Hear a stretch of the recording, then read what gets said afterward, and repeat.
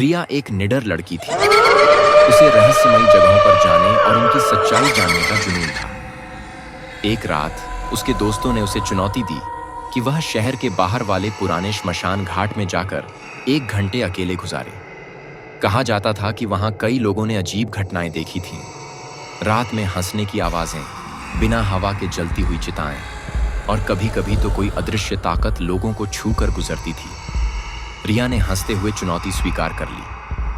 आधी रात को वह अपनी टॉर्च और कैमरा लेकर श्मशान घाट पहुंची।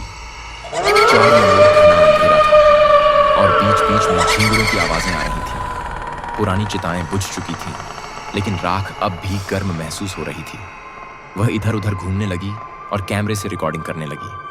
तभी उसे दूर एक सफेद साड़ी पहने महिला दिखी, जो एक पुरानी चिता के पास बैठी थी। रिया चौंक गई। इतनी रात को यहाँ कौन हो सकता है?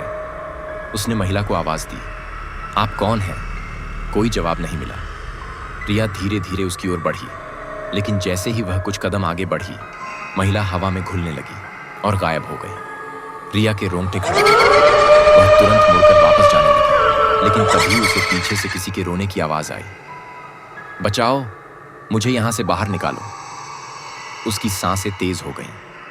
उसने चारों ओर देखा, लेकिन कोई नहीं था। अचानक जमीन से जली हुई उंगलियां बाहर निकलीं और रिया के पैर पकड़ने लगीं।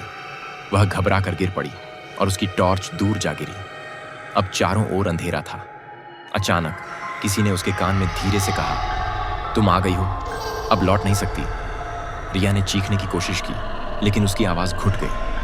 अगली सुबह उसके दोस्त श्मशान पहुंचे, लेकिन वहां सिर्फ उसकी टॉर्च और कैमरा मिला।